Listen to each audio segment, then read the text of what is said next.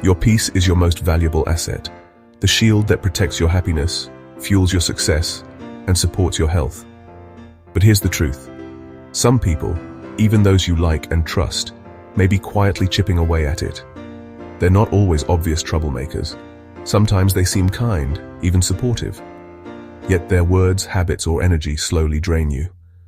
In this video, you'll discover the 7 types of people who destroy your peace, how to spot them, and most importantly, how to protect yourself without guilt or drama. Let's dive in.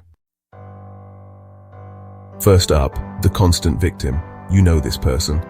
No matter what happens, it's never their fault. They sigh dramatically and always have a new story of the week. Their coffee was cold because the barista has a personal vendetta. Their life is one long, sad story, and they want you to be the audience, the shoulder to cry on, and the rescue team. But if you offer a solution, they have a reason why it won't work. They aren't looking for solutions. They're looking for sympathy. The real harm here is that their helplessness is contagious. You leave conversations feeling drained, and worse, you start to feel guilty for your own happiness. You might even start hiding your good news from them to avoid making them feel bad.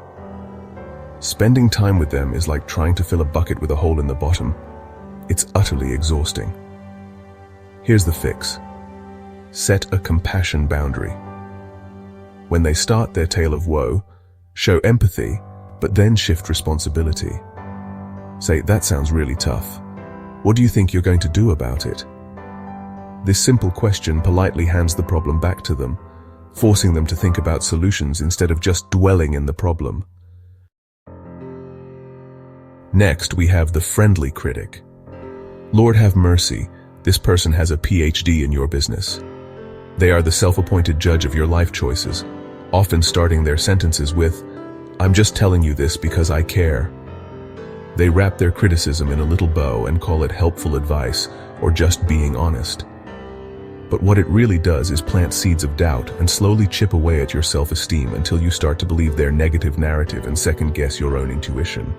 Your defense: build a wall of confidence. You don't have to absorb their feedback.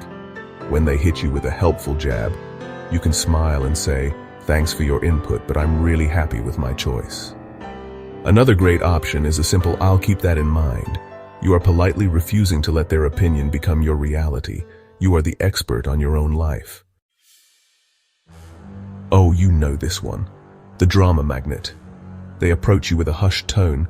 "You are not going to believe what I just heard." If there's a problem, they're in the middle of it. If there's gossip, they're the ones spreading it. Their life is a reality TV show, and they thrive on chaos because peace and quiet bore them to tears. They don't just report on the drama, they create it, pitting people against each other and then watching the fireworks. This poisons your peace by dragging you right into the storm with them. It also poisons your perception of others, making you suspicious and anxious. Suddenly, you're tangled up in problems that have nothing to do with you. Here's how you escape. Refuse to buy a ticket to their drama circus. When they start to gossip, become a black hole for that information. You can say, "You know, I'm really trying to focus on positive things right now." Or more directly, "I don't feel comfortable talking about someone when they aren't here." When they realize you're not a good audience, they'll move on. Now this next one is sneaky, the energy vampire. They might seem perfectly nice, but after spending time with them, you feel like you just ran a marathon you didn't sign up for. They are masters of the monologue. They don't ask about your life, and if they do, it's just a brief pause before they pivot back to themselves. They don't take your money. They take your life force. You feel invisible in their presence. They absorb your empathy, your focus, and your good vibes, and give absolutely nothing back, leaving you on 1%. Protect your power source. You must treat your energy like money in the bank. Set firm time limits before you interact. Say, "I can chat for 15 minutes before I have to run." This sets the boundary up front, and when that time is up, you politely end the conversation. Your energy is a finite resource. Don't let them drain your account. Alright, listen close because this one is dangerous, the gaslighter. This person is a master manipulator of your reality.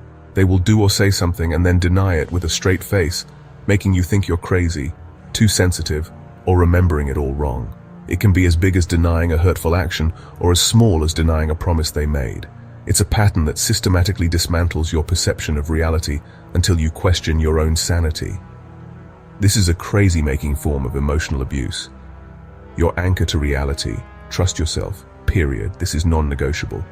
Start writing things down in a private journal. Dates, times, what was said. This isn't evidence to use against them. It's an anchor to validate your own reality for yourself. When they try to twist reality, your power is in a calm, internal confidence. You can say, I know what I saw, and that's not how I remember it, and then refuse to debate it further. Next up, the one-upper. You share some good news, and they've got better news. You went to Florida. They just got back from Paris. And it works with bad news too. You think your headache is bad? I've had a migraine for 3 days. A conversation with them isn't a two-way street of connection. It's a ladder, and they are always trying to be on the rung above you. The harm is that it's incredibly invalidating. It makes you feel like your experiences, your feelings, and your accomplishments are small and unimportant. Eventually, you just stop sharing with them altogether. How to win? Stop playing the game. Don't try to top them back. When they one-up you, give them a simple, neutral response like, wow, that sounds like quite an experience. And then change the subject. You take the wind out of their sails when you refuse to compete. Your story is valid on its own. Last but not least, we have the taker. They are always asking for something. Can you do me a favor? Can I borrow some money? It's a constant stream of requests, and it's always one-sided. They take your time, your resources, your energy, and your kindness, but when you need something in return, poof, they're gone. They have a sense of entitlement, believing they deserve your help. They are skilled at making you feel guilty if you even think about saying no. They operate on your good nature and your desire to be a good person. You start to feel less like a friend and more like a doormat or a free convenience store that's open 24/7. Here's the fix, and it's a big one. You have to learn the power of the word no. Just no. Not no because I'm busy, because then they'll just ask you when you're free. Just a polite, firm, no, I can't do that. You do not owe anyone an explanation. Saying no is setting a boundary that says, my time and energy are valuable and I get to decide how I spend them. So now you know the players, but knowing is only half the battle. Now it's time to act. It's time to take your power back and build that fortress around your peace of mind. This isn't about being mean or cutting everyone out of your life. This is about being wise. It's about being a good steward of your own well-being. First, you gotta set clear boundaries. Boundaries are not walls to keep people out. They are fences to protect what's inside. Second, limit your exposure. You can't always cut toxic people out, but you can control the dosage. Keep interactions short. Have an exit strategy ready. Finally, you have to actively cultivate your peace. Make a conscious effort to surround yourself with people who lift you up. People who celebrate your wins and make you feel good about being you. Your peace will become your new normal, your default setting. And that, my friend, is a life worth fighting for. So go on, take that first step today. You deserve it. Your peace is not for sale, and it's definitely not free. Protecting your peace isn't selfish. It's essential for your survival and growth. You have the power to choose who gets access to your energy. Start by taking one small step today. If this video spoke to you, hit like. It helps others discover these insights. Share it with someone who could benefit from a gentle reminder. And for more on self-empowerment and healthy relationships, subscribe to Elevate Your Life. Watch the video popping up on your screen now, or browse the channel for more content like this. Thanks for watching.